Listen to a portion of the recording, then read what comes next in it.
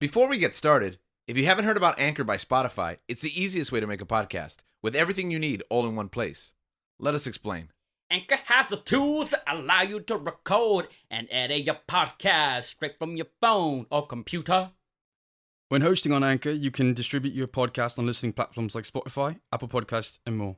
It is everything you need to make a podcast in one place. And best of all, Anchor is totally free. Download the Anchor app or go to anchor.fm to get started. Welcome, guys, to episode 9 of Searching for MacGuffin with your hosts, George, Gabe, and Link. That's me.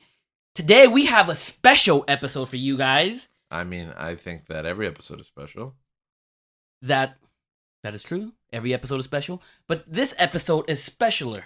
You want to know why? Specialist? No, it's specialer. E-R, not est. But there's a reason why it's more specialer.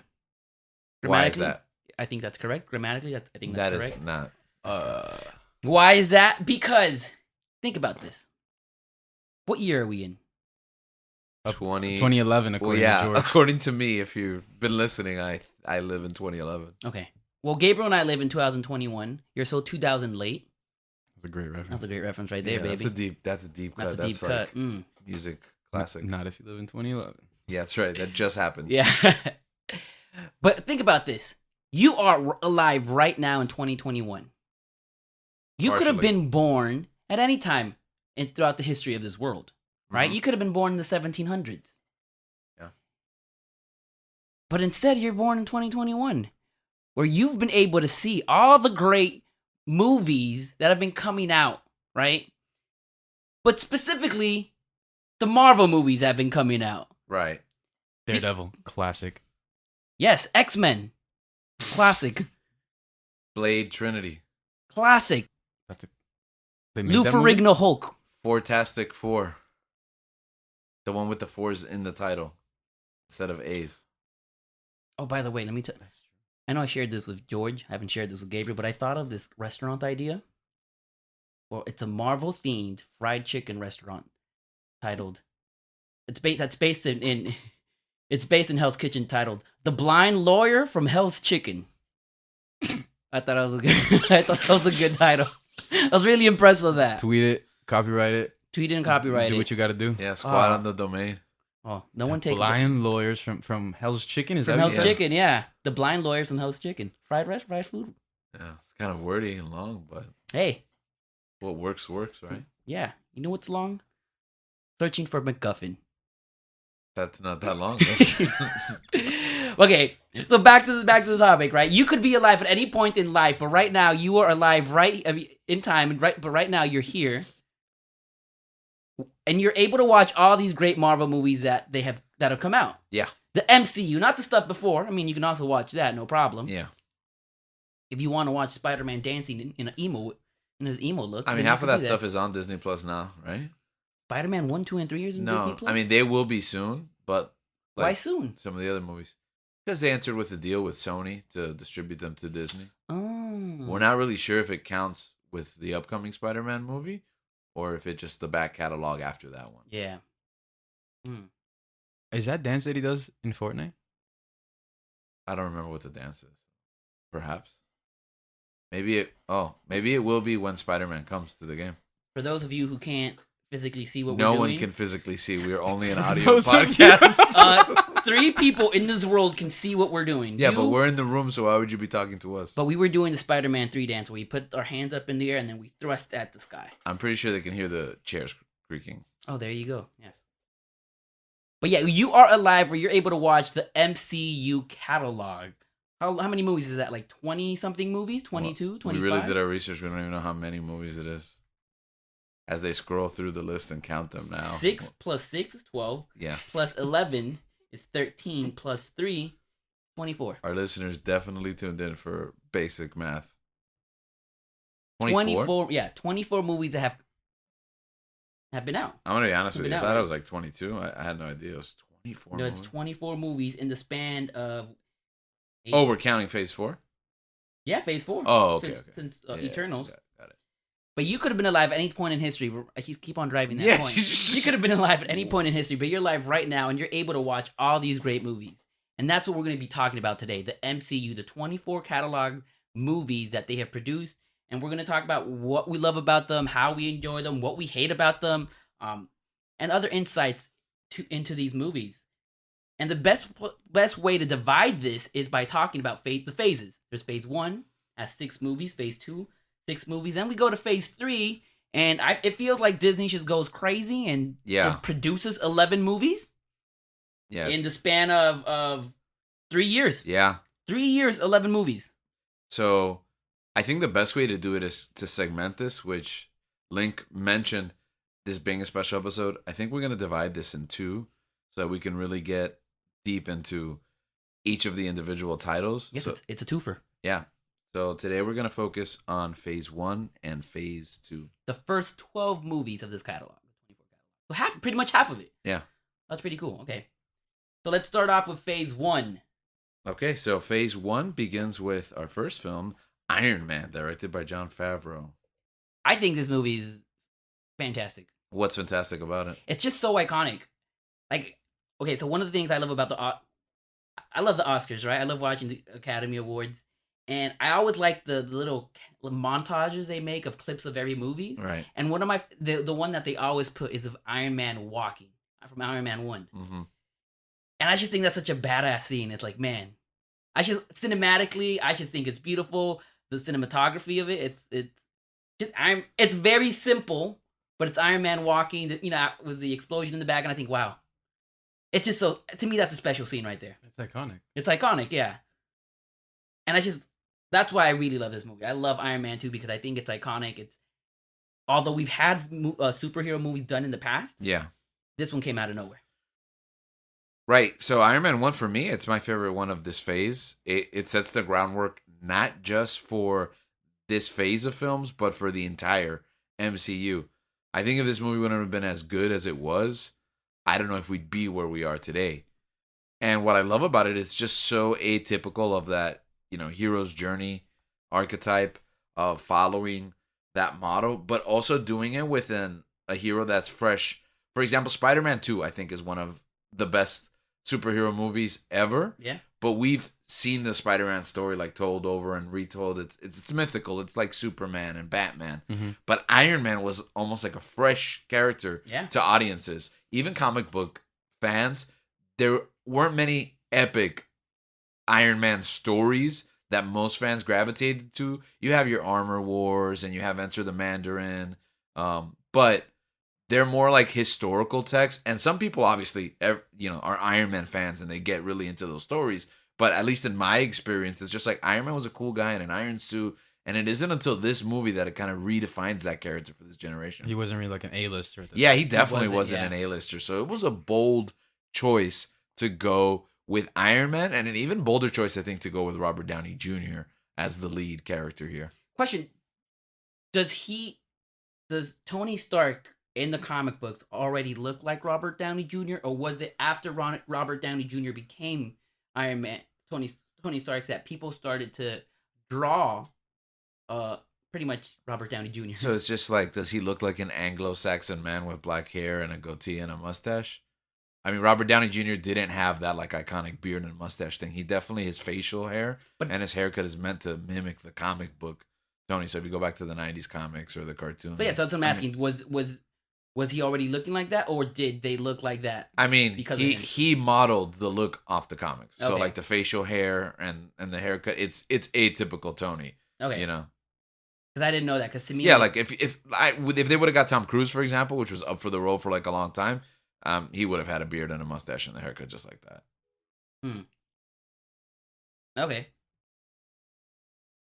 I think it's very interesting because this movie, not only does it start the MCU and its awesomeness, Mm-hmm. but I feel like this movie makes Jon Favreau one of the greatest directors of all time. It puts him up there in a way that it makes him special. What do you guys think about that? I don't know about greatest directors of all time. No, not direct greatest. Maybe most Yeah, influential. well, hold your horses. So they're Okay, no, in the sense that probably one of the most influential the directors in Hollywood, because he does this, right? Yeah. And then later on, what is he doing right now with with Star Wars. Star Wars, Mandalorian, The Lion King. The Lion King, yes. You don't think it was made starring Vince Vaughn that set that foundation for? You don't think it was Elf?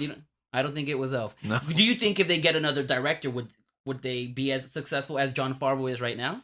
Because there are some directors in this list that aren't really that famous. Okay, so like all jokes aside, like Maid, Swingers, Elf, it's a pretty respectable, and maybe he would get there eventually. But yeah, this is a launching pad, absolutely, for Jon Favreau. It is, and he sets the tone for the universe because he's also like executive producer, etc. From this point on.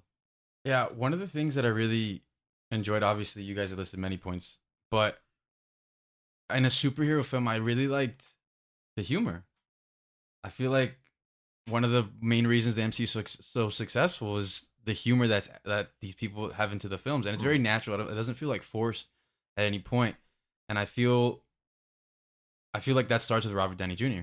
Yeah, and I don't know, with that hero, like he kind of like you said, it's not a very typical type of hero. He's very cocky, and you could tell like he has a lot of stuff to grow into. Like he's very cocky, he makes jokes, he just has this life that it's like if you meet him in real life, he's kind of just like, I don't know if I'd like this guy. Right. He's kind of like this rich douchebag, and it's like I don't know if I'd like this person, but in the movie you just kind of like gravitate towards him.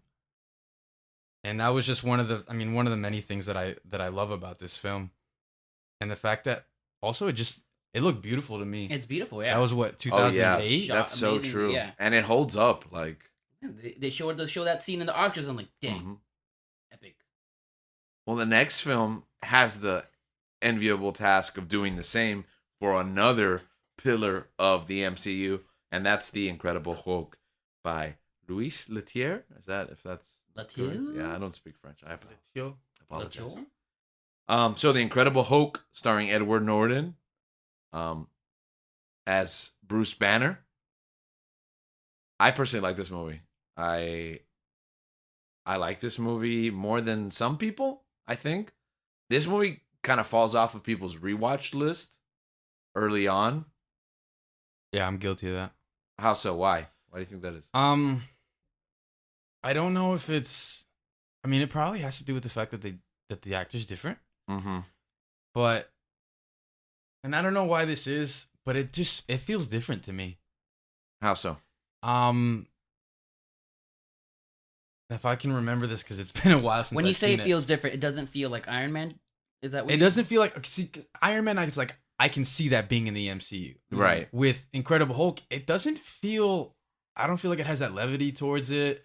It can be kind of like heavy. You know, and the stakes are small. I was going to mention that in Iron Man. You don't think that establishing that humor is a double-edged sword for the MCU going forward? How so? I think that sometimes the MCU films aren't able to take seriously, dramatic moments or like really sit on them because they move on to the next joke at times. You haven't seen that, or just like too many jokes and not enough stakes. I feel like it was nice at this time. It was a nice change of pace for Incredible Hulk because Bruce Banner's life was not, sunshine and roses. He's not he's like on the run, because he has this terrible condition and he's a wanted man. And it's kind of like the exact opposite of Tony, like a brilliant scientist who doesn't get to experience like the joys and triumph of, being rich basically and being able to just, Yeah, I like that. It's be a hero. He is the opposite of Tony. Yeah. That's actually a really good point. That's a good point. You might have changed my mind. Okay, it's time to rewatch The Incredible Hulk. I think it probably falls off people's list because it's not on Disney Plus. Not mine. I think it's the difference of the actors, and it might have been an experience that I had watching that movie. Yeah. I really don't know what it is, but every time that I do like a rewatch, it's just I feel like that's one to skip, which I don't know why, because the movie's good. It's great. What I like about the movie is the fight between the Hulk and Abomination. Yeah. And you get to see that what is it called, that slap that he does with the thunderclap, right? Yeah. Like you see that.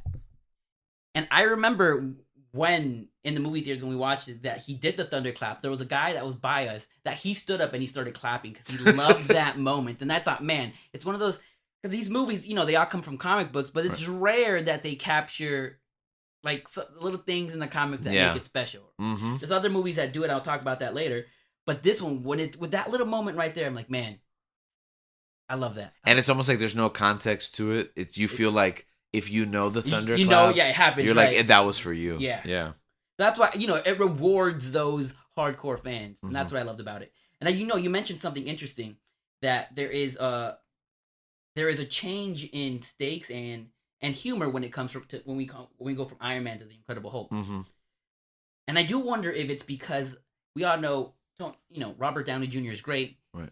And as a person, he tends to be a little sarcastic, kind of like Tony, pretty much, right? But then when we go to Edward Norton, he seems to take the craft a little bit more seriously. Yeah. Some of the movies he's done in the past, like hot take, Robert Downey Jr. is not a serious actor. Continue. I feel like he's acting himself, like Ryan Reynolds acting himself nowadays. I think it's like 50-50. It's like you have to watch the movie where he's a tour de force actor and then the movie where he's just selling his image. He goes back and forth. But that's the problem, that he's only been selling his image for like the past 13 years? I don't know. Did you see that movie where the violin and Jamie Foxx? You didn't see Doolittle? Yeah, you're right. How many Marvel movies did he not do during that period? I mean, I think I felt like, oh, he's in this Marvel movie and then he's doing like Oscar bait. Oh, he's in this. Is it as often as you say it is? Because I don't think so. I think it's like once like phase 3 starts to ramp up, I think that's where he just doesn't take any as many. He's just projects. too busy. Yeah, he's like he goes all in because he's about to cash out. But we're getting ahead of ourselves. Yeah. But I do think that Edward Norton is, at least with what I've seen, he's more of a serious actor in his roles compared to Robert Downey Jr. Right? I think he takes it well. This movie has a lot of well documented issues creatively, and some of that comes from Edward Norton. Right? Yeah, which what you were saying, like the humor is different. Mm-hmm. And when we go from Edward Norton to Mark Ruffalo as an actor, as the way he portrays Bruce Banner, he's more humor oriented in a way. You guys like Ruffalo as the Hulk, as Bruce Banner? He actually gets to play both, right? Banner and the Hulk. Mm-hmm. Yeah. And in between? Yeah. I do like him. I wasn't too familiar with Ruffalo before. Yeah. But I also, I just saw him as the Hulk guy. But when I was able to see him in other stuff, he's actually really good. Yeah. I really enjoy the stuff that he's in. As far as would I preferred Edward Norton? Yeah. I think Edward Norton might be a better actor. I think he is as well. But I feel like Ruffalo gets because Marvel has, like you said, it has that sense of humor, like a style of humor. Yeah. I feel like Ruffalo embraces that more. I think Ruffalo meets the tone more. Meets the tone. There you go. Yeah. More than I think Norton. he's a great actor, but I kind of don't want Bruce Banner to have that tone. I don't know if that's... You want someone, yeah? Yeah, I kind of want him to be more grounded, more serious, more... maybe even depressed. I think Ruffalo... I was a big fan of his early work, things like Collateral and other breakout roles that he had early on, like Serious Fair. Mm-hmm. But I think his Banner is very jokey. I think and like you said, it fits the tone. It fits the tone, like they're writing for the film. But I feel like I'm not really sure what his take on Banner is. I'm not really sure. I'm not sure that I'm convinced that he's a super genius. Yeah, that was one thing that I was gonna... I feel like Norton can convince me of that. Yeah, like if I'm in a room with Edward Norton, I'm this guy's smarter than me, you know? But it's like I always refer to Tony being the household genius, and then I sometimes, like, it's not till later on that you see, like, oh, this guy's actually really smart. Yeah. Yeah. I think Banner, under Ruffalo's work, like, slips on a lot of banana peels, has a lot of, like, funny facials. You kind of feel like Ruffalo's Banner isn't as tormented as Norton's, in a sense. Which, that you bring up a good point. That Bruce Banner does struggle with being the Hulk, and I feel that when you get to Ruffalo's, it's not like, maybe for one movie that he's kind of just like, yeah. I think he mentions it in Avengers. In Avengers, yeah. right? Yeah. In that scene in India. Yeah. So then we're back to Iron Man 2, right after, which is so funny because we wait so long for these sequels nowadays. No.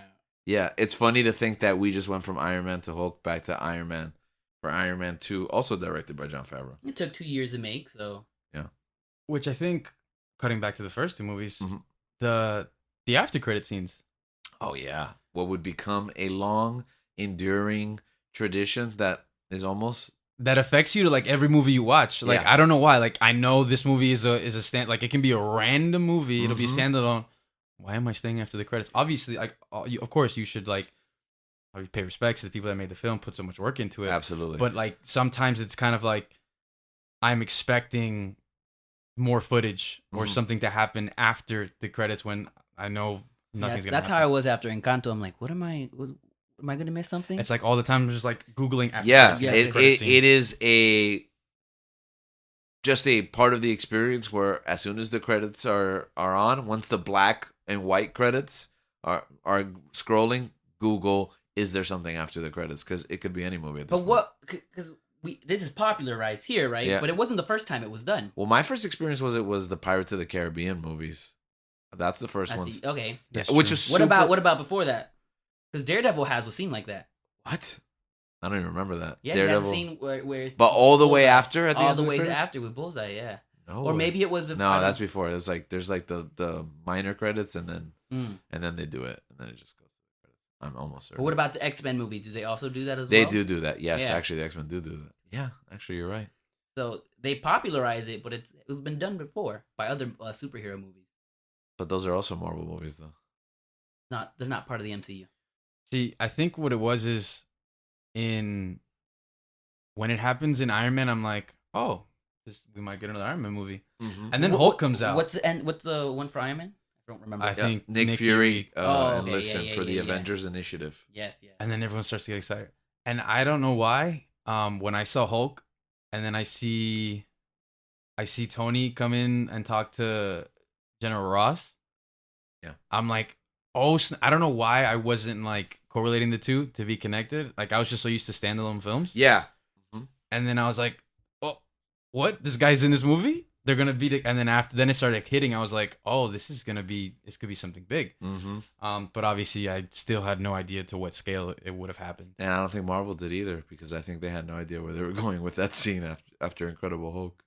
They retcon it later to explain it, but it's like, I need you for the Avengers. And then like Tony's like, hey, General Ross, I need you for the Avengers. And then Iron Man 2 is like, nah, we don't need any of you for the Avengers. I still think it worked because I saw Tony talking with someone from Incredible Hulk. Yeah, well, there's a short film called The Specialist that was on one of the Blu-rays, and it explains that scene, like why Tony's the guy. Apparently he's coming to try to get Abomination on the team, but he's set as like a patsy, like to annoy General Ross, so that Ross doesn't put Abomination on the team. I didn't know that. Oh, really? You haven't seen it? No. Oh, we'll watch it. So, Iron Man 2. What were your thoughts? I want my bud.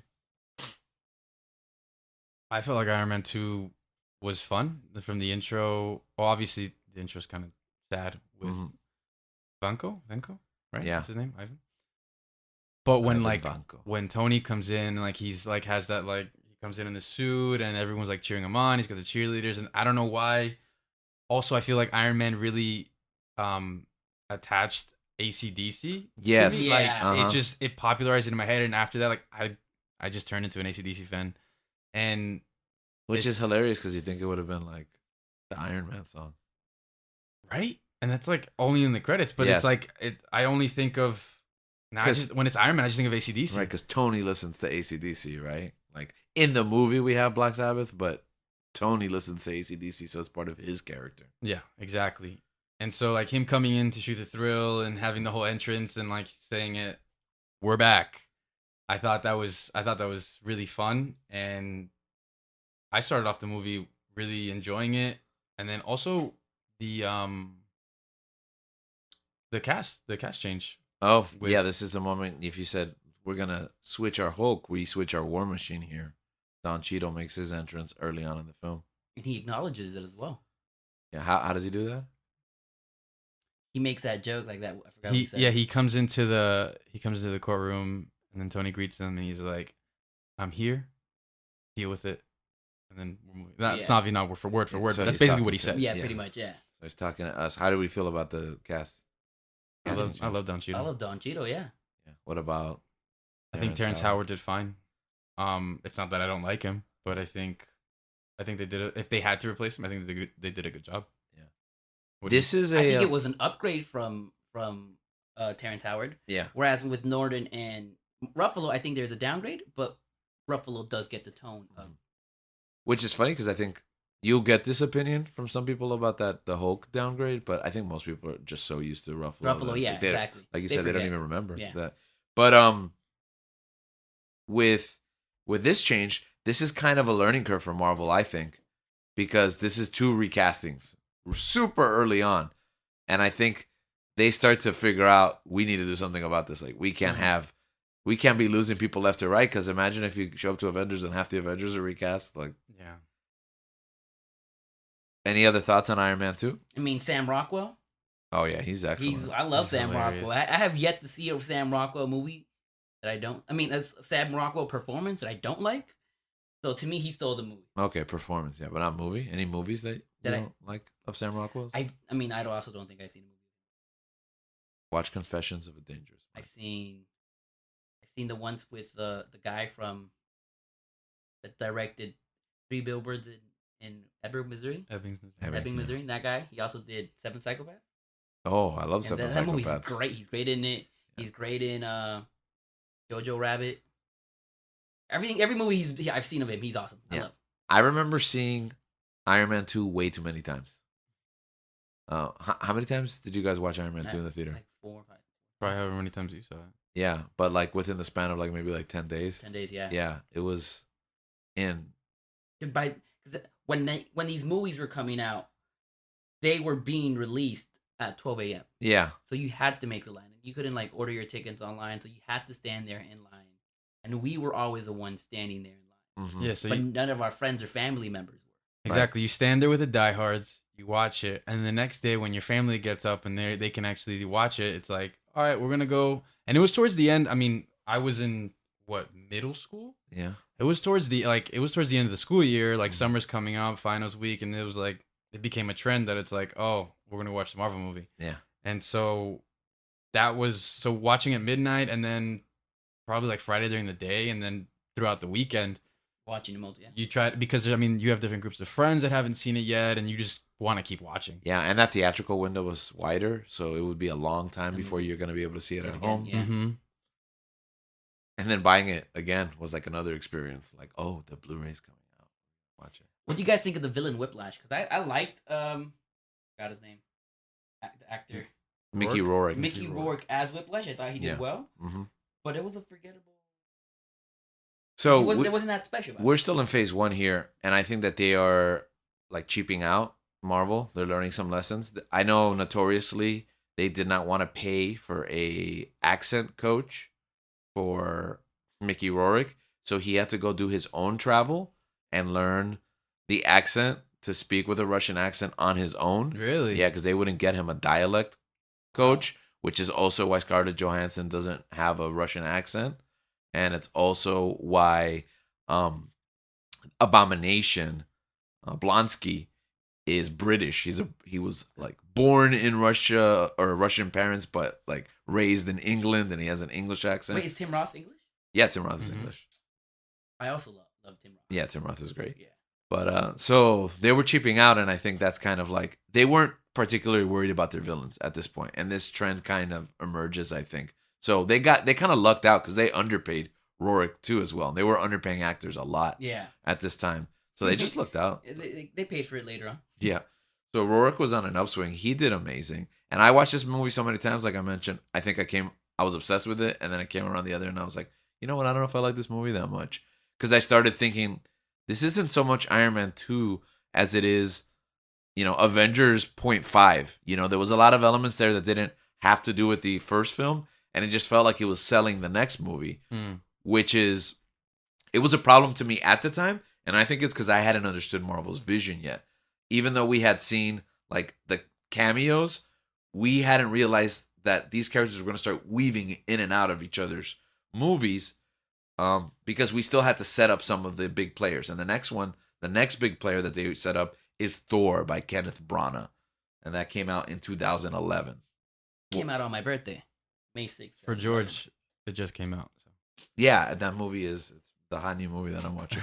So 10 years ago, Thor comes out. What was your response? I loved it. At the time, Thor was my favorite Avenger. Okay.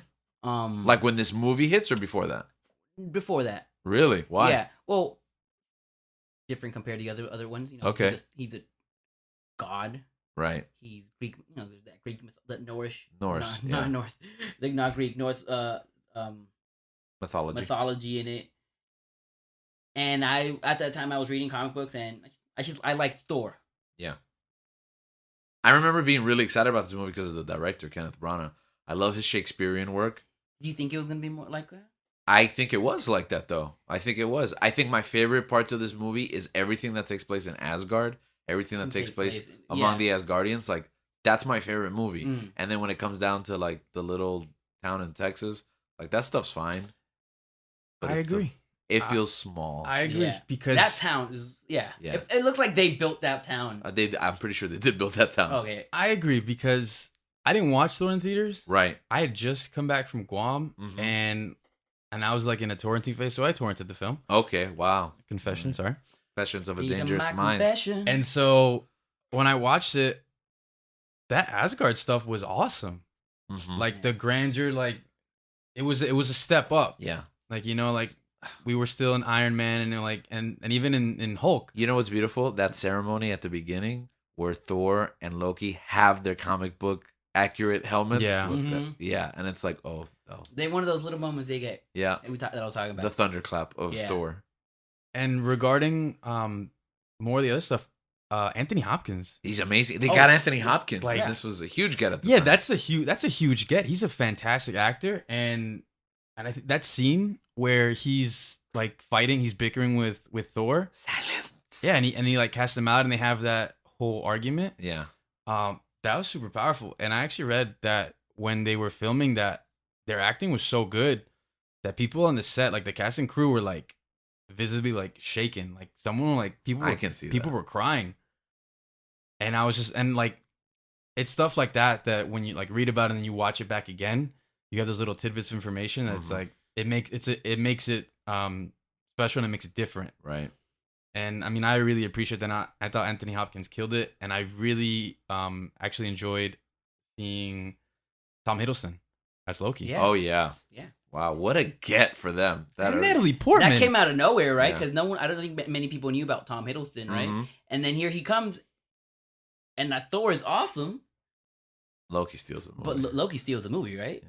No, for sure. Not only that, he steals every.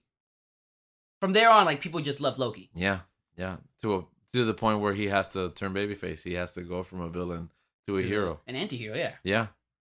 What's the low point of Thor? The villain. The stuff was a tin can.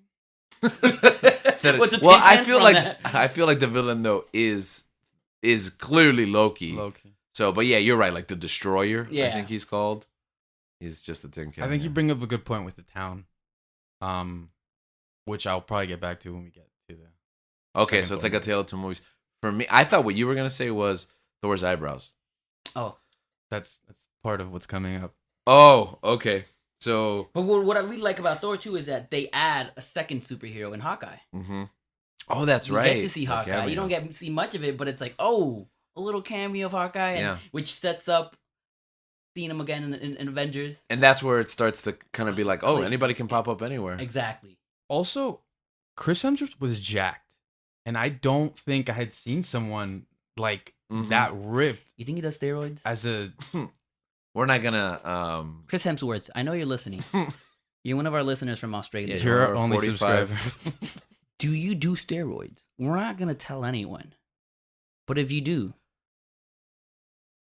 I'm not here to speculate on what supplements Chris Hemsworth is taking or not taking. But the guy was jacked. The guy was jacked. It's a lot of push-ups. He actually the outfit that they had for him. Yeah. He actually got too big for it. Really? to the point where like, because he came in, he tested for it, he did the test suit, Yeah. and then I believe one of the directors were telling one of the producers, the director was telling him, hey, like we need you to get it a little bit bigger, because I think he was lean, but I think the guy just put on mass that by the time he came back, like when they were actually filming, he was like cutting off his circulation, and they had to fix it. It was those are problems I wish I had. That's true, but luckily I never will. You remember? Was this a movie where Tantan came dressed as Thor, or was that in Avengers? Oh, I think it was in Avengers. Yeah. Oh, okay. Well, we'll talk about it when that we was get there. hilarious. Don't forget that. That's an interesting anecdote. So we love Thor, or at least half of it. We like the other half too. It was a good movie, but half of it was a great movie. And then the last piece of the puzzle before we get to the big one, it's Captain America, the First Avenger. This was almost a misstep. You guys know about this? all right, elaborate. Okay, so there was a lot of production problems with this movie. And they basically lost their director very shortly before filming begins. And Joe Johnston comes in and he takes over this project. And Joe Johnston is a controversial filmmaker, to say the least, because I think he had just finished doing The Wolfman. Mm-hmm. Yeah, he has. Yeah. Yeah. And that movie was... Besides Kenneth Branagh, all the directors are getting are people like, up and coming, or not, they don't have a good. They're well established because they have but they're not. They're not like. Because Letier had already done The Transporter, and Transporter 1 was like super good. But they're not.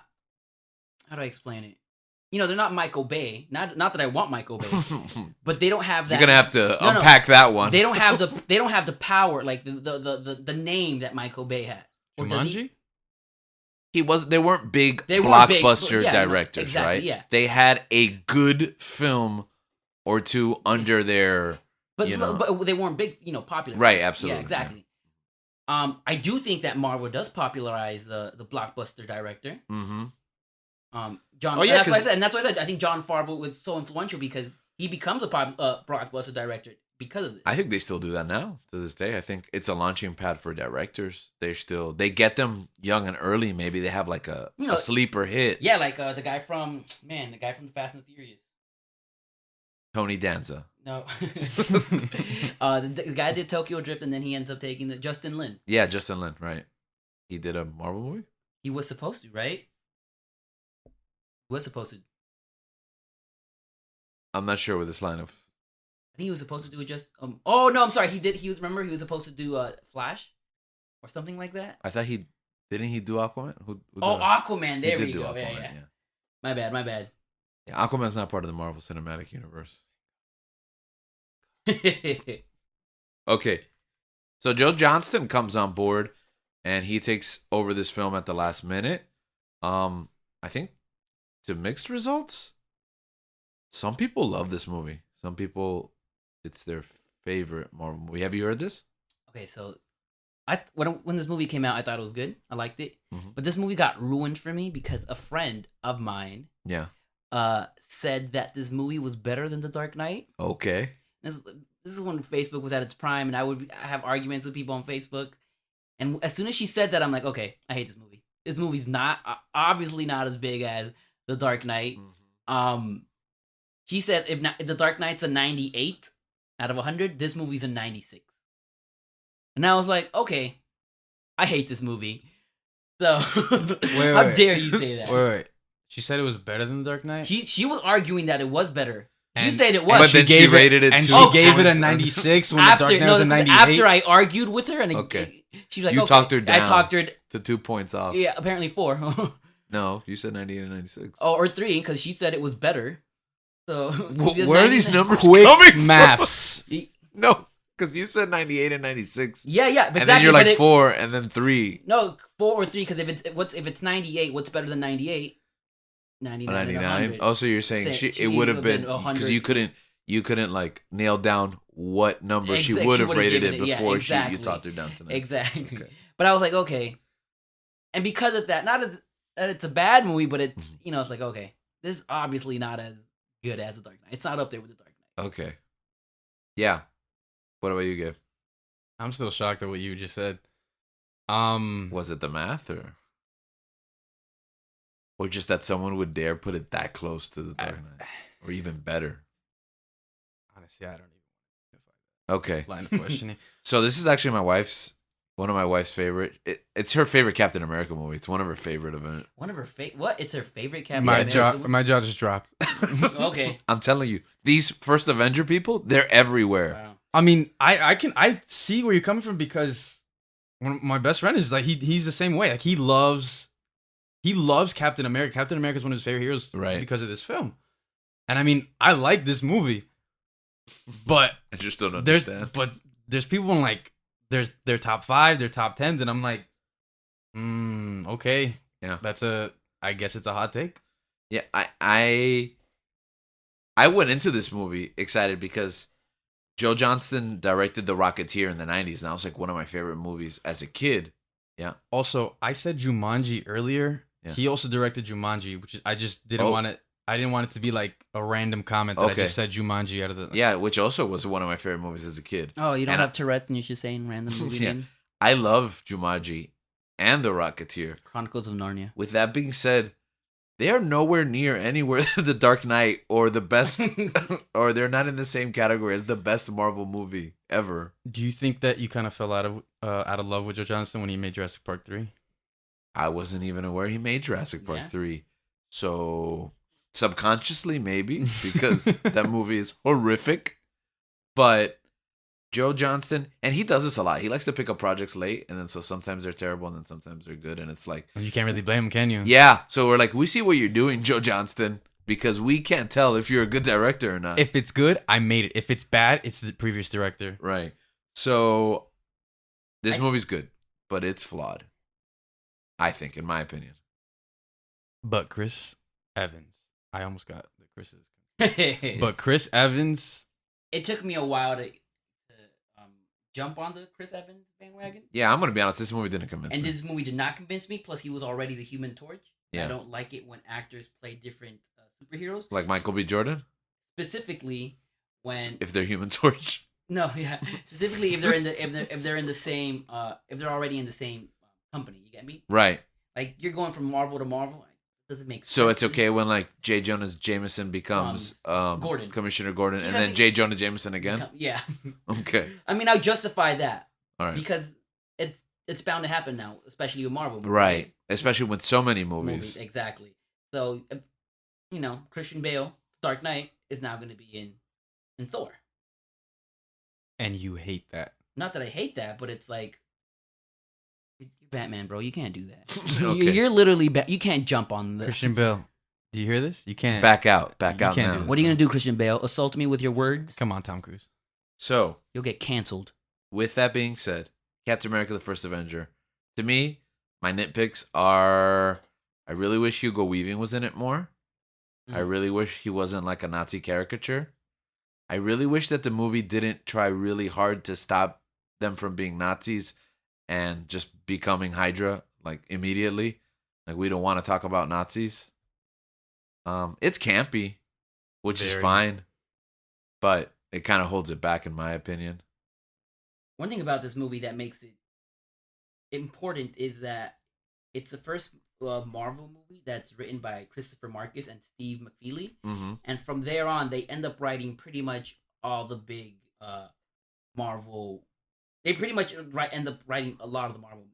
Right. Like Thor: The Dark World, Winter Soldier, Civil War, Infinity War, Endgame. So they get these two writers, and they pretty much run with them the whole thing. And they keep giving them work even after Thor: The Dark World?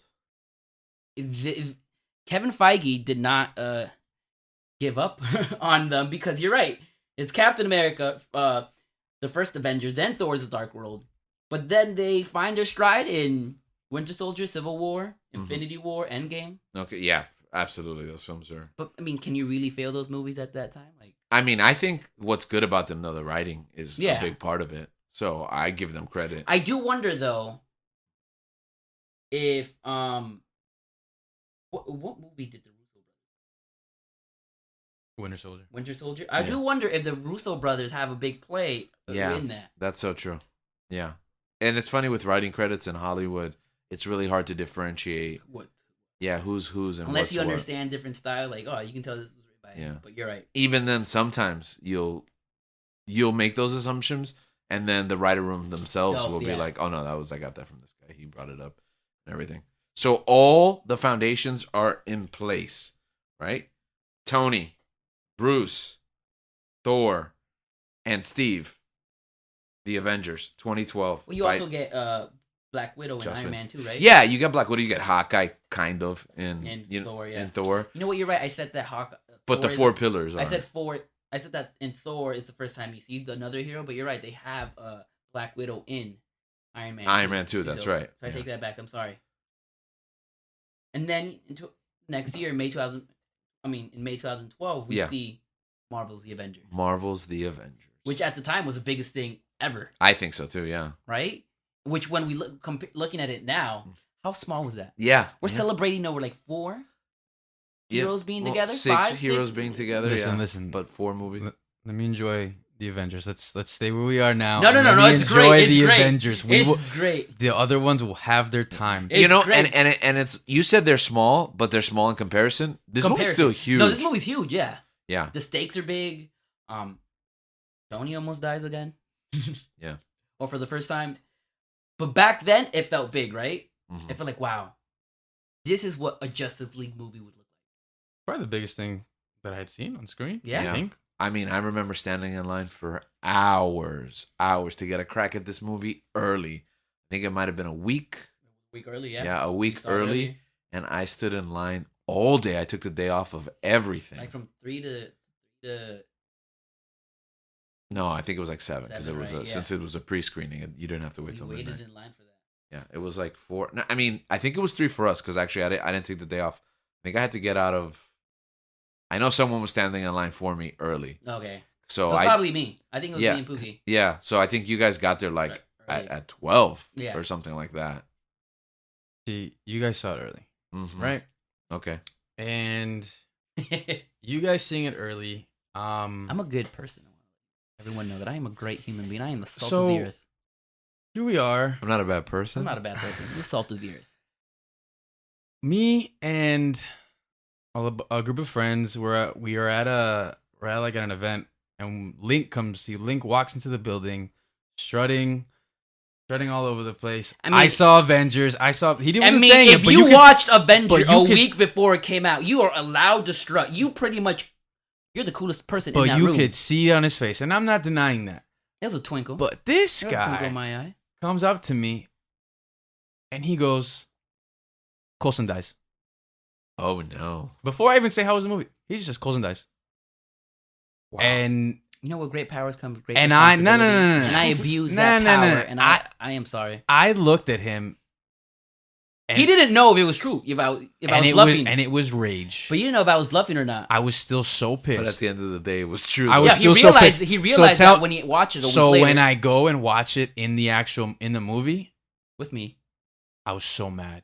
I was so upset, and I think I just looked at you and I was like, I didn't say anything. I just shook my head because I was so upset.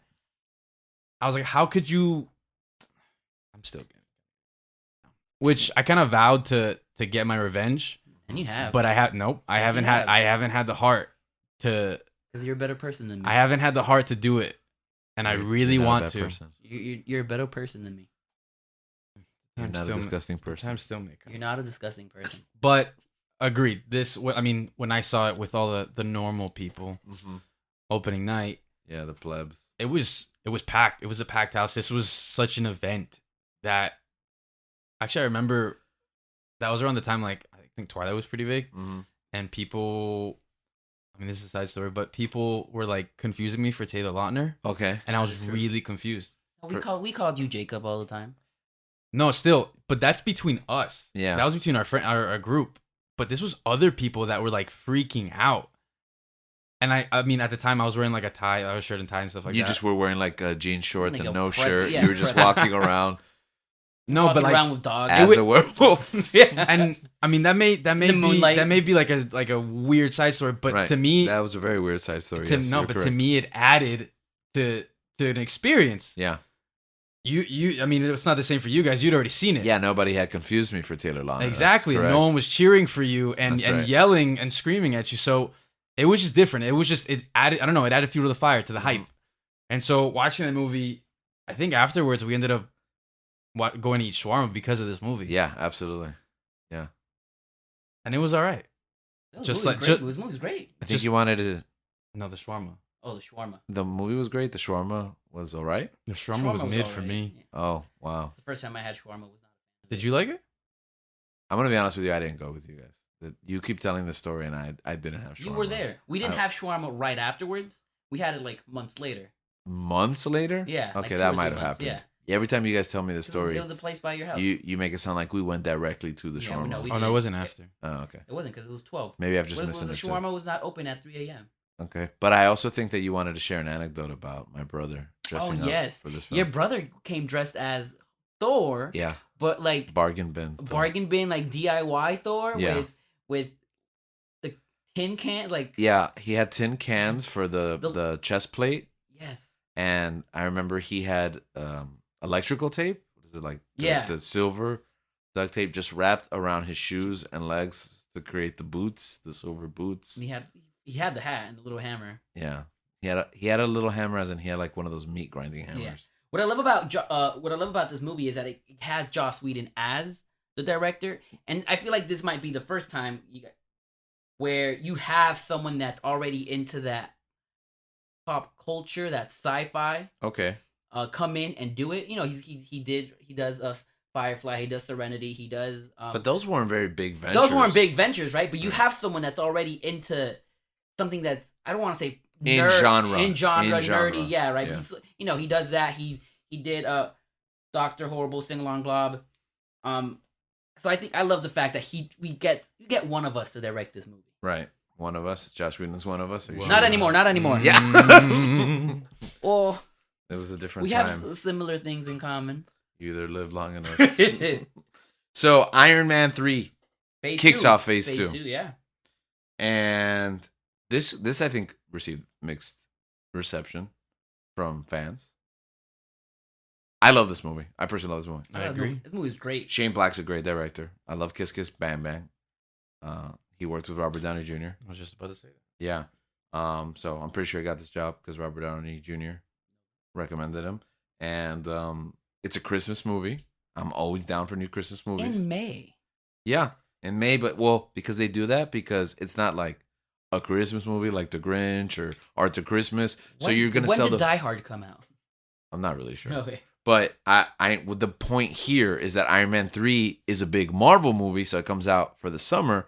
But you're gonna sell the Blu-ray for the holidays. Yeah, yeah. So because usually, and I don't know if you remember this, back in the day, a Christmas movie used to come out for Christmas, and they used to hold it 12 months, and the Blu-ray would come around November for the holidays, October or okay. November.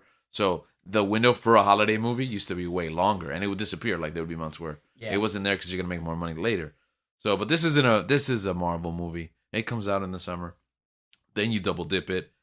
But I think the directing's super good. I love this movie. I thought the whole sequence of the suits Mm-hmm. coming in, getting in Oh, and out. yeah. Oh, that's so. I thought it was so creative. I think if you thought you couldn't get bigger, Yeah. 50 Iron Men simultaneously. I don't know why people don't like this movie. I think the controversial part is the The Mandarin Mandarin reveal. part. Yeah. But even then, that pays off 10 years later. Yeah.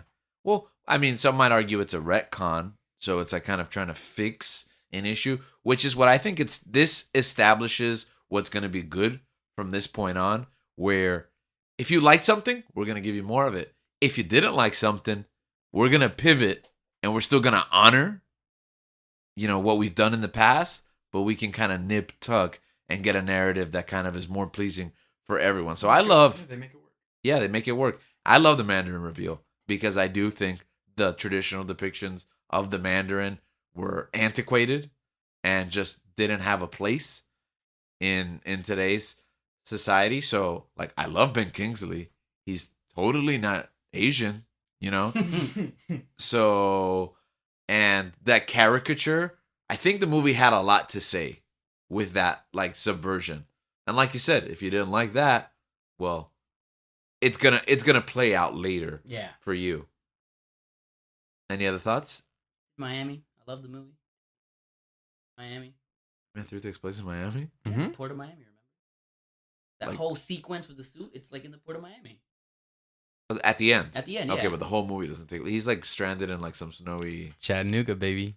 Oh, that's right, Chattanooga, Tennessee. I don't know if it was actually filmed in Chattanooga. I don't know. But it takes place. Yeah, in but it takes Chattanooga. place in Chattanooga. So I That's- love this movie. It had two really big cities, not at the time, but Miami at the time, but Chattanooga was later on. So when I rewatched it, when I did my rewatch for Iron Man 3, I was like, oh, Chattanooga. Oh, I completely forgot that they were in those two cities. So it means more to me now. Wow, that's great. Thor: The Dark World comes next. This is probably the low point for Phase 2, and I Yeah. think arguably for the entire MCU Pretty much. until recently. But we'll get there eventually. In the Infinity Saga, this is probably the weakest film.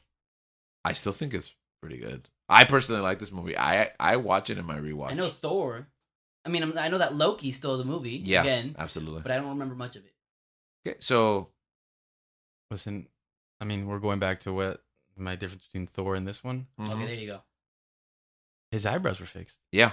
And So- I think that to me, I don't know, man. When I saw the first Thor, I was like, man, this is really Are off-putting. his eyebrows no longer blonde, right? Yeah, they were like bleached or something. Yeah, they bleached them. So in what the are they first now? It movie. was strange. They're were just his as normal. natural, Yeah, they like- were his normal. So you're telling me? I think his hair was better too. Yeah, because they bleached his hair also. So in Mhm. canon, does Thor do his eyebrows constantly, or?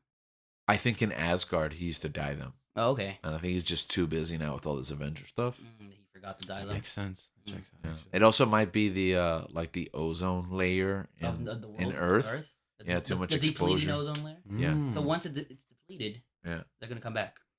So Thor: The Dark World. I like again all the Asgard stuff. I love the stuff with Frigga, Loki's mother. Spoilers, 2013. I know it's 2 years from now since I lived in 2011, but her death, the relationship between Loki and She Frigga. dies in this movie. Yeah, this is where she dies, Oh wow. and then this is where Jamie Alexander is in this movie. yeah, Sif? she is. Yeah, Is she? yeah, Okay. she is. She disappears for the third one, Okay. but yeah, Jamie Alexander, and they kind of hint a romance, right. like the people of kinda wanted- Asgard Kind of yeah. wanted that. want it. I'm interested in still exploring that possibly. You can still maybe. explore it, yeah. But and I like that. I like that dynamic. You don't know where it's going. Is Give it it to me, Jane? Taika. Is it?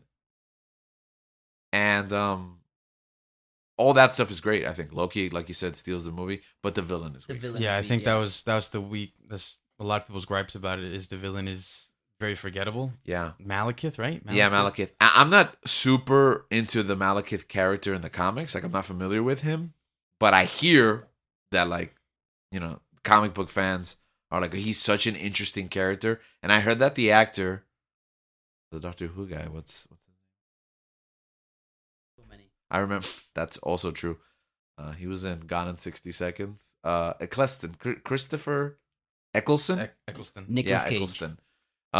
He plays Malekith, and I heard that he researched the character and like fell in love with like the comic book depiction Mm. of him, and then they like cut a bunch of his scenes. Oh man, that sucks. Oh, that does all that suck. hard work. Yeah. So people feel that he was wasted and the character was wasted. And I know this went through some developmental turmoil too. And we lost Natalie Portman because of it for for several years. I mean, technically up until this point, because she'll come back later, but it'll be using footage from this movie. Was the turmoil related to the director? Yeah. Because Yeah. Patty Jenkins was supposed Yeah, to so direct she it, was a right? big proponent From for getting Patty Jenkins, who would Jenkins, go yeah. on to direct Wonder Woman. So good things still happen to Yeah. wait. But she gets removed from this position. There was turmoil around Phase 2 about the creative direction, and the reality is that it caused a split. We lost Natalie Portman at this time, and fans came out underwhelmed, which I could see why they're underwhelmed. I still think it's an important chapter, and I think movies that are to come will help like recontextualize it. Yeah. Hot take. Yeah. I think I'd rather watch Thor 2 more than Thor 1. Yeah, that's kind of a hot take. It's a Yeah. very hot take. I think it's because, like we said, the town season Thor. I feel like the stuff in London. I don't know. I thought it was more enjoyable than Really? the stuff in the town. Really? Not like the Asgard. Not the Asgard stuff. Yeah. But like towards like the third act of the film. Right. I don't know. For me, you like setting up weather wands. Yep. In order. Okay. I love all of it. My favorite part of that is when Thor's hammer flies by and Kat Dennings is like meow meow Meow meow. She says like, oh, yeah. See, Thor's a better movie. Thor 1 is a better movie. Okay. But I think I don't know. I think if I have to rewatch them, I think I'd probably watch Thor 2. I also think because of stuff that happens later on. The other thing is, I think this is the first movie we talk about the after credits, where like the after credits Happens in the after credit. So they destroy the Bifrost in which movie? In Thor 1, all right? And then he just finds a way using the All-Father magic to come back in Avengers. And then how does he get on Earth in this movie? The All-Father sends him. Okay. He had to summon a lot of. Oh, but then the All-Father dies. No, that didn't happen. Just kidding. Okay, I don't even remember. I know that like Thor leaves at the end of the movie, and then Thor returns. Yeah, he like his dad sends him. They don't have the Bifrost, but like it's Loki says it. He's like, how much power did the All-Father have to conjure to? That's not true. No, that's later. That's in Avengers. That's in Avengers. Right? You know what? We don't remember what happened in this movie. Okay, I'm not the only one. Yeah. Okay. So we're gonna move on. We obviously like Thor: The Dark World, but not enough to remember anything that happened in it, except Frigga died. But the next chapter is Captain America: The Winter Soldier, which for many people, including myself, is the high point of the MCU. Yes. Get the Russo brothers to direct. That's right. And I love the Russo brothers. I love their work in Arrested Development, Community, and the fact that they picked them up to like show like these TV show directors. I thought that was awesome. Right. They took a chance on them, and it paid off big for Marvel. Yeah, and for the Russo brothers. Yeah. And for us. And for us. Yeah. What makes this movie so great? Feels different. Doesn't feel like a superhero movie. Or in how many movies have we done right now? This is the 8th movie. Oh, I thought you were going to count them one by one. No, did the math. This is the 8th movie in the MCU, and it's the one that finally feels different in my opinion. I don't classify it as a superhero movie. It's more of an espionage movie. Yes, absolutely. It's grounded. Yeah. It feels like it looks very serious. It feels like a Jason Bourne movie. Or if I'm going to compare Impossible. a movie to The Dark Knight, if Captain America movie to The Dark Knight, it's this one. Right. Absolutely. So I think this might be the best movie in the MCU. I love this one. Yeah, and Captain America has powers, but he doesn't do anything that like Bruce Willis doesn't do in like the 4th or 5th Die Hard movie. Even the commercials. Yeah, even the Die Hard battery commercial. It's just a great film. Yeah. Oh, the villain. Spoilers. Alexander Pierce. Robert Redford. Robert Redford. Yeah. That's another big get. It's funny because we're in the middle of phase 2 and we're still being impressed by these castings. Like, we haven't come to the conclusion that they can get whoever they want. Yeah. You know? And Robert Redford is a big get, and he's amazing. He's so good. And I think they introduced, they reintroduced, but the Winter Soldier. Yes. Who would come out to be another iconic character, Bucky, and how he comes back and his part in the story is just, there's a lot of intrigue and mystery. Like, who is this dude? And like you said, it's like an espionage thriller, and with the reveal with it being Hydra. And I remember you would tell me how you would watch it along with Agents of S.H.I.E.L.D., I believe, right? Yeah, absolutely. Could you just elaborate a bit more on so that like experience? Agents of S.H.I.E.L.D. was good. Agents of S.H.I.E.L.D. just came out, right before this movie. It was still season 1, right?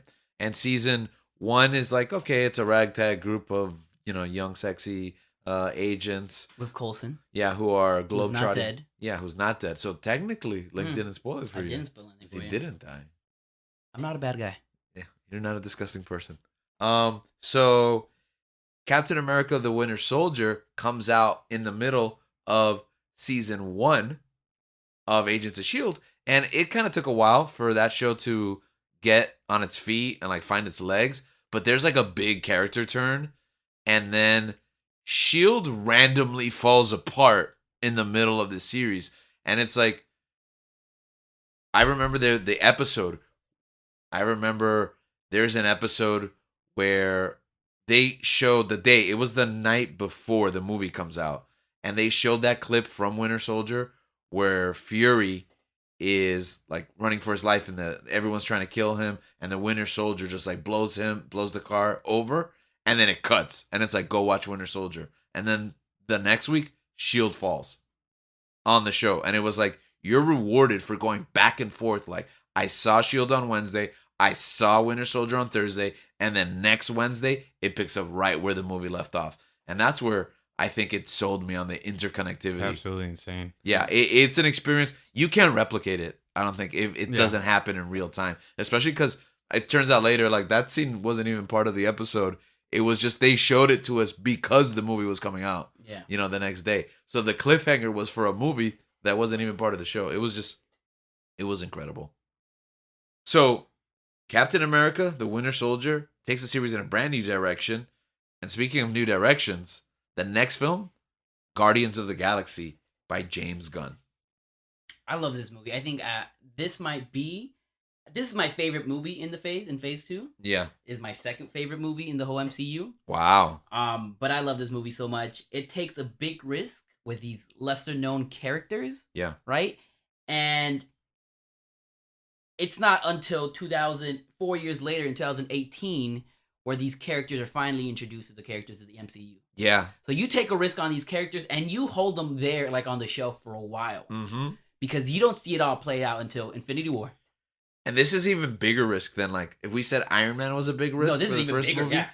I don't even know who these guys were. I didn't know who these guys were. Yeah, like, I read Guardians of the Galaxy growing up. Like, I'm not into the cosmic space stuff. I think we've covered that here in the past. But the lineup was completely different. So these characters, I literally didn't know any of them. This was a cold sell for me on every single one of them. And man, did they deliver. The humor, the soundtrack. Yeah, the soundtrack, the special effects, the action. Man, this is the complete package right here. I love this movie, man. One of the reasons why I love this movie so much is because as this movie is coming out, I'm a fan of Parks and Rec. I'm watching Parks and Rec as it's going on. And the fact that I got to see a fit Andy Dwyer up there, be a superhero, be a Burt Macklin FBI of space. I was just so happy to see that, man. Like, yes, Chris Pratt. Loved it. And then, not only that, I just love the way you said, you talk about the humor. I love where James Gunn takes the movie. Yeah. It's like, if Winter Soldier is one genre, this movie's another genre. Yeah. They start to get experimental. They start to get experimental, in these two. So I love the sense of humor. I love where James Gunn takes the story. And I believe the success to this story is one of the reasons why we're later able to get someone like Taika Waititi to do Thor Ragnarok. So that's why, to me, this movie's special. Right. Sometimes it feels like we have too much of a good thing. There's so many good movies. And since this is like dead center in the middle of the MCU, it's hard to see them as individual parts. But if this movie wasn't tied to anything, man, this movie might be like this generation Star Wars. Is that a crazy I can see that idea? Like, wow. It was... I feel like Dune might be this. Okay, I could see that. I think I agree with your statement because it's like a contender. Because you have no... Unless, like, you're a diehard Guardians fan, like, you really have no expectations. Yeah. And I think that was one of the sweeping qualities of this movie is that no one really knows what to expect. They're not really sure. Like you said, it was a cold sell. And for me personally, like, I didn't watch the movie when it came out in theaters. Mm-hmm. And when I did watch it, like, everyone had, like, it wasn't overhyped. Yeah. Because it, like you said, it delivers. I didn't spoil anything this time. Character development for Link. Yeah. But I think that as you guys watched it, you guys absolutely loved it. And for me, like, it was pretty hyped. Everyone was saying, like, go watch it. It's so good. And I didn't really get to watch it until it came out, like in home. And so then I watched it. I was like, this movie's fantastic. Mm-hmm. And I still had the expectations for, like, I didn't know what it was about, but people were still talking about it. People love this movie. And I'm like, okay, is it really going to be as good? And I still think it blew me out of the water. It also it's a difficult movie to spoil because, like you said, you still didn't know what to expect at home. Yeah. Because it's like you don't know anybody and it's not tied to anything. So, because, like, if you didn't watch Winter Soldier, someone can come up to you and be like, Shield falls. Yeah. Right? Or Fury fakes his death or whatever, But you can't do that with this movie. Like, what are you going to tell? Groot dies. but then he doesn't. I think Or he's born again. I think it would definitely was a step in the right direction to really allow these directors some creativity Yeah. to do what they do. You could see like it's like it displays that Feige can allow the directors the freedom that they need. And I think it worked. I think that it worked, and for later projects to come, they realize like I think that's where you realize that we know like they know what they're doing. Right. That brings us to the next chapter, which has quite a legacy to live up to. Age of Ultron. Avengers Age of Ultron has to be the second Avengers movie. How'd that pan out? The stakes are bigger. Mhm. You get more heroes. Right. I wouldn't say it's as good as the first one. I'm not gonna lie, I fell asleep during this movie. Okay. We watched this movie. Not necessarily my because God. like it was boring or anything. I mean, I had a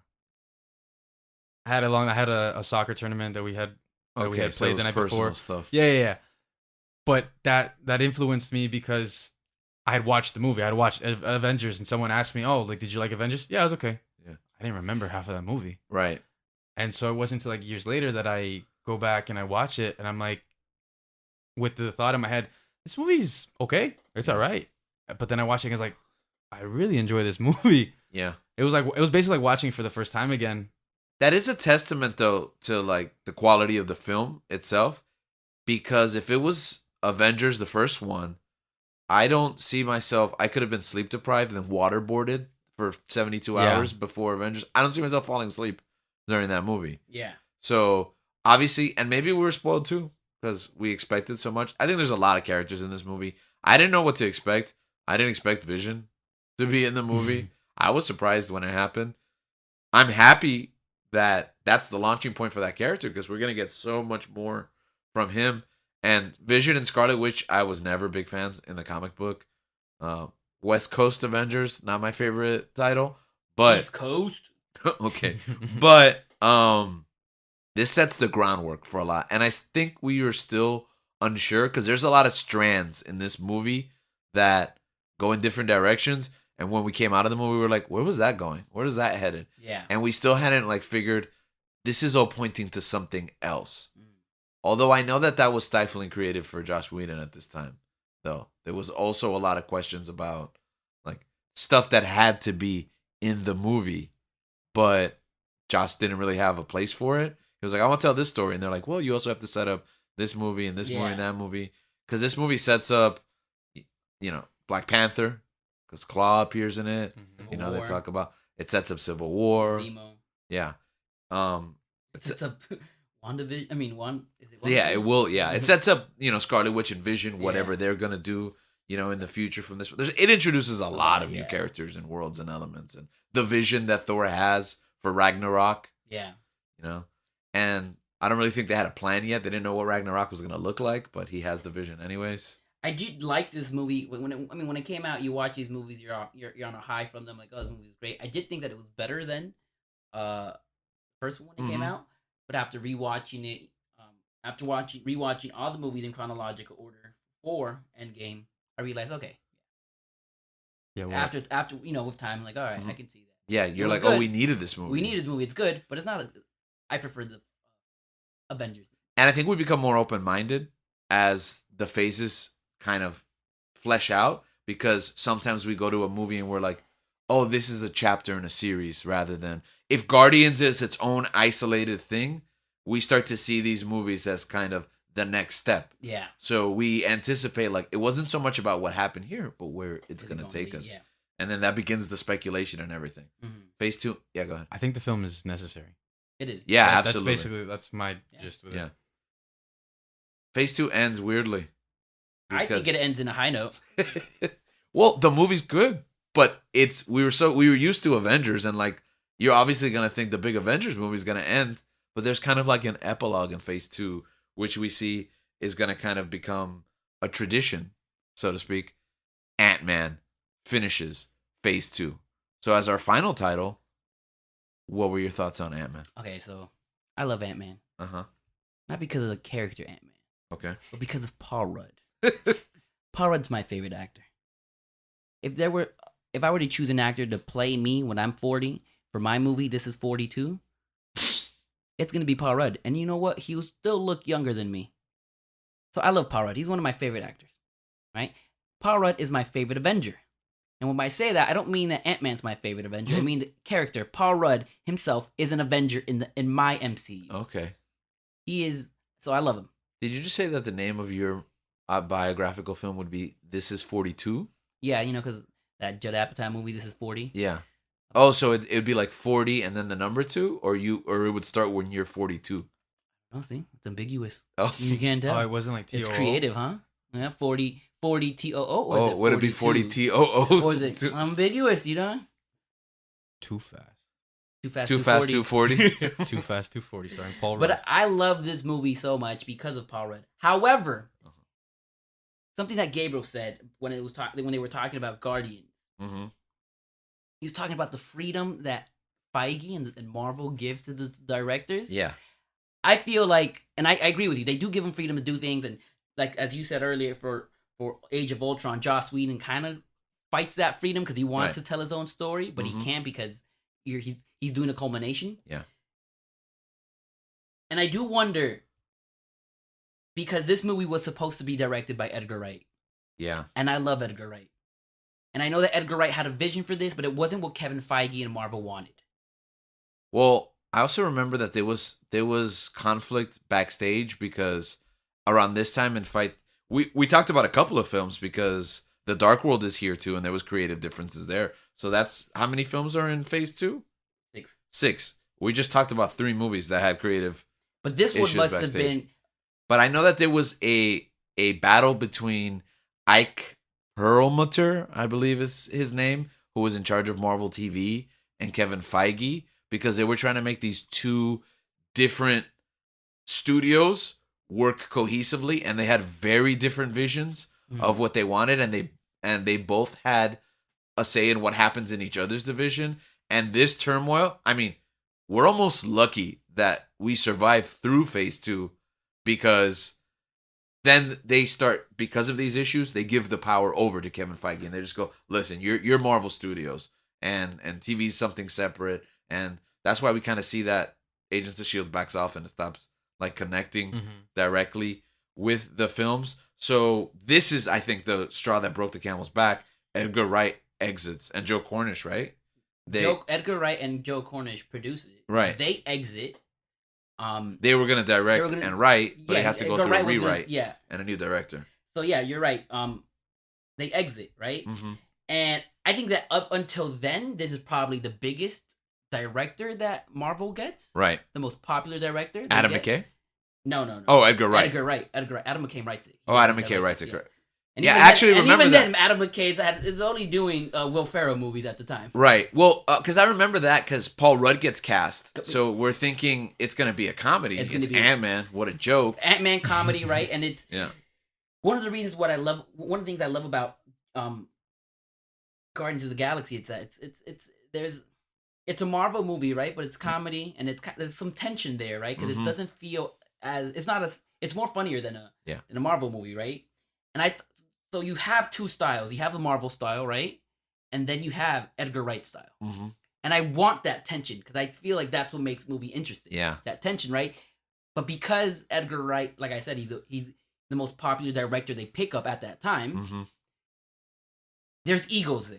Yeah, there's his ego and his success. Yeah, versus the production. Yeah, and the obvious success that they have, right? Mm-hmm. And I would have loved to see what a Edgar Wright Ant-Man movie with Paul Rudd looks like, but we don't get it. Is it safe to say that you would have liked to have seen this movie? I would have loved to. Yeah. And that's what I want. I disagree with you. See, but then because we'll talk about this later. Same thing with Solo. Okay, yeah, and I think we may have touched upon this, but yeah, we disagree. You. Yeah, I'm for like, all right, let the director who has success in this do his thing. Obviously, you have to guide him. Yeah, and I understand the other direction. The other token.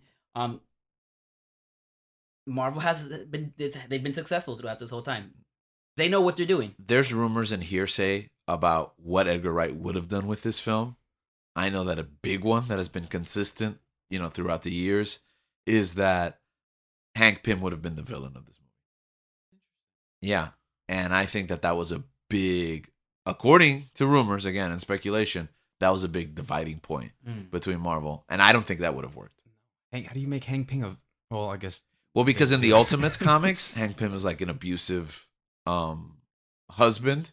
And I mean, he's basically a villain. I guess he's not a villain, although I think he would have been a villain in this movie.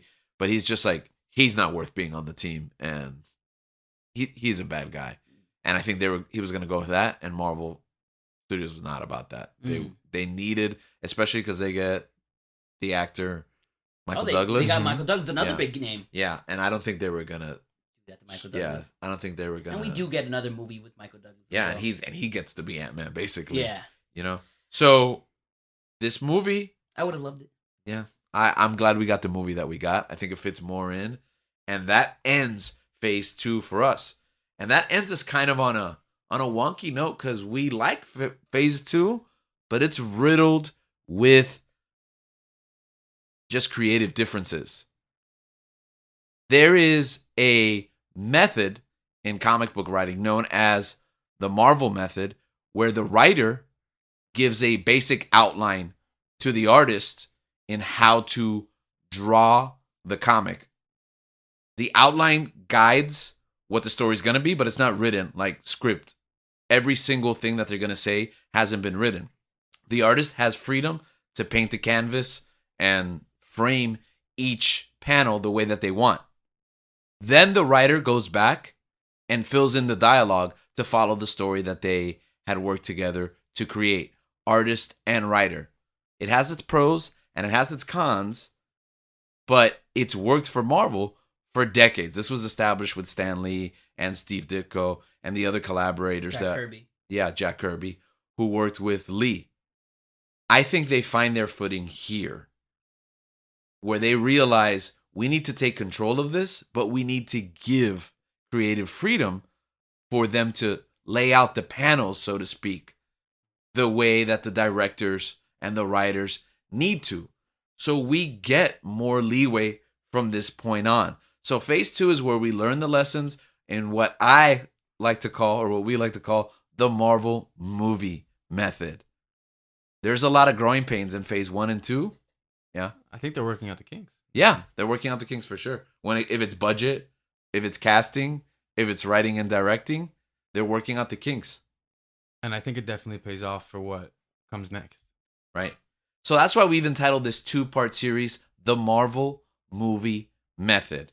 And next time, we're going to continue to explore these stories, these defining stories for a generation, over a decade now, who have shaped so many people around the world. And we're going to continue to explore, again, what we call the Marvel Movie Method. And we're going to search for how the stories that we told in Phase 1 and 2, that we experienced, how they shaped the direction that the Marvel Cinematic Universe, and maybe even our universe that we live in, takes for years to come. And until next time, keep on searching.